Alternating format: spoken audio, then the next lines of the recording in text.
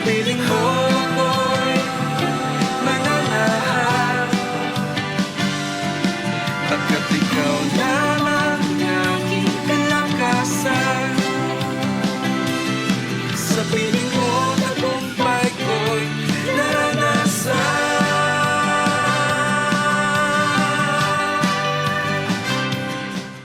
Magandang araw po muli sa ating lahat at wini-welcome ko ang bawat isa sa ating pong araw-araw na pagpapala. And alam ko po na sa araw-araw ay meron po tayong natatanggap na pagpapala mula sa ating Panginoon at itong araw na to ay muli ay Kanya po tayong kakatagpuin at padadaluyin niya sa atin itong Kanyang walang hanggang pagmamahal at walang hanggang pag-aalala sa atin. Tayo po ay manalangin. Aming Ama, sa pangalan ni Jesus, salamat Lord na kami po ay lagi ninyong sinasamahan naman ang aming mga sitwasyon. Lagi po kayong nandyan upang kami po ay damayan at ipinapaalala ninyo sa amin na kayo po ay nasa sa amin. Salamat Lord sa kabutihan ninyo sa pangalan ni Jesus. Amen. Amen. No? Ang ating pong pag-aaralan ngayon ay napaka-popular po itong verse. Basahin po natin 2 Corinthians 5:17. If anyone is in Christ, he is a new creation. All things have passed away, and behold, all things have become new. No? So, ito po alam ko po na nung mga bago-bago rin akong nakakilala sa Panginoon, ay paboritong-paborito ko rin po itong scripture na ito.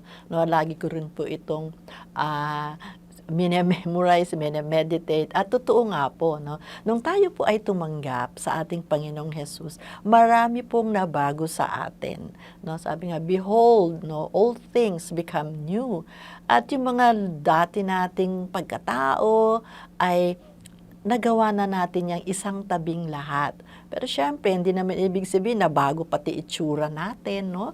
Ito pa rin naman yung ating itsura. Pero yung pong ating panloob na katauhan, ito po ay nabago ng Panginoon nung sinuko natin ang ating buhay sa Kanya. At tayo po ay nagkaroon po tayo ng kakaibang pag-asa, kakaibang excitement, at natuto po tayo na yung ating pong nakapamuhay po tayo in freedom mula dun sa ating mga dating pamumuhay. Nakalaya tayo doon sa mga past condemnation natin. And the Lord called us to live a life that reflects God's identity in us. No?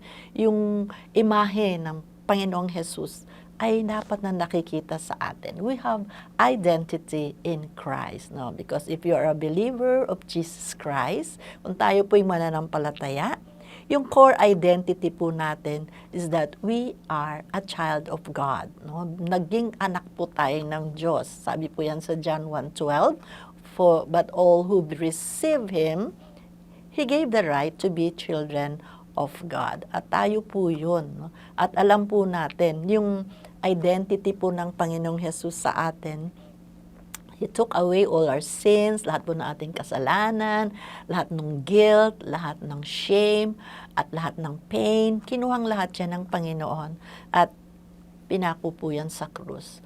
But we have to be aware also na meron ding mga false identity na patuloy na ang mundong to ay ibinibigay sa atin. And this world dictates that we can embrace any identity we want, no? So yun po yung danger doon, no? Na sometimes we settle doon sa ating identities based on our achievements, kung ano po ba yung na-accomplish natin sa buhay, kung tayo po ba ay naging successful na negosyante, tayo po ba ay naging successful sa career natin, sa profession na pinili natin. Minsan, yung identity natin ay dito natin na ibibigay. Kaya minsan mapagmalaki tayo, mapangmata, at nawawala na rin yung ating compassion sa ibang tao.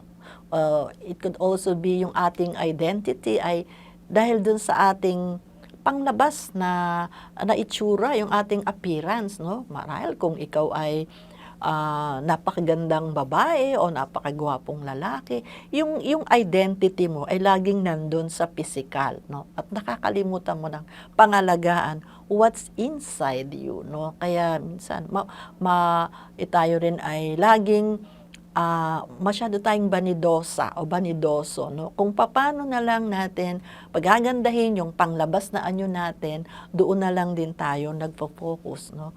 Hanggang dadating pa tayo doon sa napakarami ng mga surgeon na binibisita natin upang ipaayos yung ating itsura. Or it could also be yung naka-depend yung ating identity with our intellect, no? Baka tayo nabiyayaan ng Panginoon ng talino, ay hindi naman natin nagagamit to glorify Him.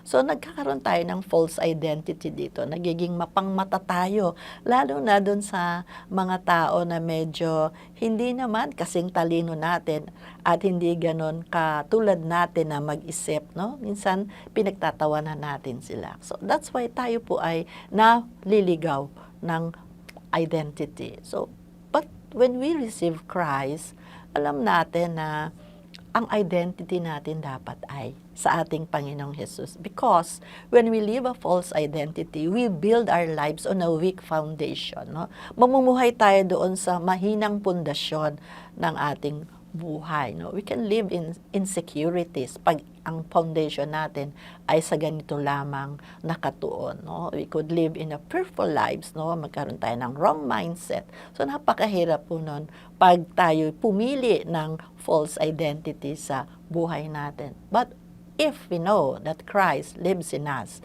and that we were fearfully and wonderfully made, that would help us change the way we view ourselves, no? Paano mo tignan ang sarili mo? Tayo dapat ay meron tayong gratefulness sa Lord na yung image niya ay ipinagkaloob niya sa atin, no?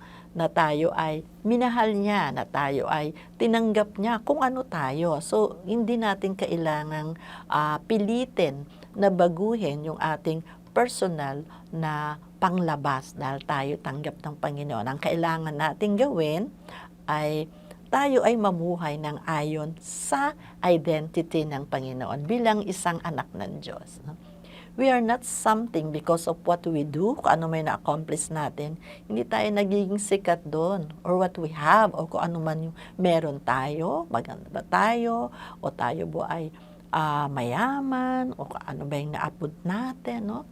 But we are highly favored because we are in Christ, and Christ is in us. So yun dapat na maging malinaw sa atin. Hindi tayo kailanman lalabas doon sa identity na yun ng ating Panginoong Jesus sa atin. And that's the only reason why tayo ay pinagpapala ng Lord. No? May favor tayo because Christ is in us. At dapat din malaman natin, yung identity natin in Christ, it is unchanging. Na siguro kahit na ano pa man yung mga kapalpakang nagagawa natin, mga maling mga desisyon, maling choices, mga maling pagpaplano, still, no? Si Lord, yung pagmamahal niya ay nasa atin, no? Yung identity ni Lord is unwavering. No? Walang pwedeng magbago o kumuha nito sa atin. Maliban na lamang kung tayo na mismo ang tatalikod sa Diyos, no? At hindi na natin siya mapapahalagahan. Hindi na natin maaalala na dala-dala natin ang pangalan ng Jesus, Jesucristo sa ating buhay. Magmula nung tinanggap natin siya, no? Pinapasok natin siya diyan sa ating buhay, sa ating puso, nanahan siya diyan, ay mahirap iyon tanggalin sa atin.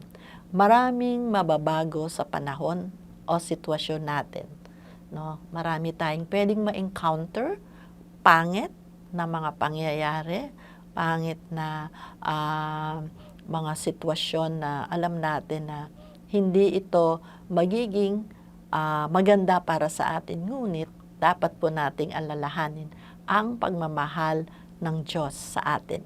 Kailanman hindi ito mababago. Laging iisipin ng Panginoong Jesus, siya ay namatay para sa atin dahil mahal niya tayo. At walang sino man pwedeng magbago nun o mag-alis sa atin. So tandaan po natin mga kapatid, we are in Christ, or I am in Christ, or Christ is in us, or Christ is in me. And that settles it all. Ano man yung mga pinagdadaanan natin, lagi lang nating isipin, Christ is in me. No? Ang Panginoong Hesus ang kasama ko sa lahat ng pinagdadaanan kung ito at ako ay magtatagumpay. So, para po dun sa mga nakatunghay ngayon, kung meron po tayong mga sitwasyon, ang inaalala natin, masyado nating tinitingnan ng sarili natin na mababa, na wala na tayong pag-asa, na tayo lagi ng bigo, na tayo lagi ng nasasaktan, na tayo lagi ng hindi makaalis doon sa anumang pinagtalian sa atin ng kaaway. Dapat po nating laging isipin, si Jesus ay nasa sa atin po. At kayang-kaya niyang alisin sa atin ang lahat ng mga kabigatan na yan. Magtiwala lamang po tayo sa Kanya. Amen po. So tayo po ay manalangin. Aming Ama, sa pangalan ni Jesus, salamat po na lagi ninyong ipinapaalam sa amin na kayo po ay nananahan sa amin at kami po ay laging magtatagumpay dahil po sa bagay na yan kami hindi ninyo pinababayaan. Maraming salamat sa walang hanggang pagmamahal Diyos sa amin, pangunawa at pagtanggap at pagbibigay sa amin ng katagumpayan sa lahat ng oras. Salamat Panginoong Jesus. Amen. Amen. So, kung kayo po ay nakatunghay ngayon at naniwala kayo na kayo po ay mahal ng Panginoon, tandaan niyo po kung tinanggap niyo ang Panginoon Hesus sa inyong buhay, nananahan po siya sa inyo. Maraming salamat po at magkita-kita po tayo sa mga susunod na araw. God bless. naranasan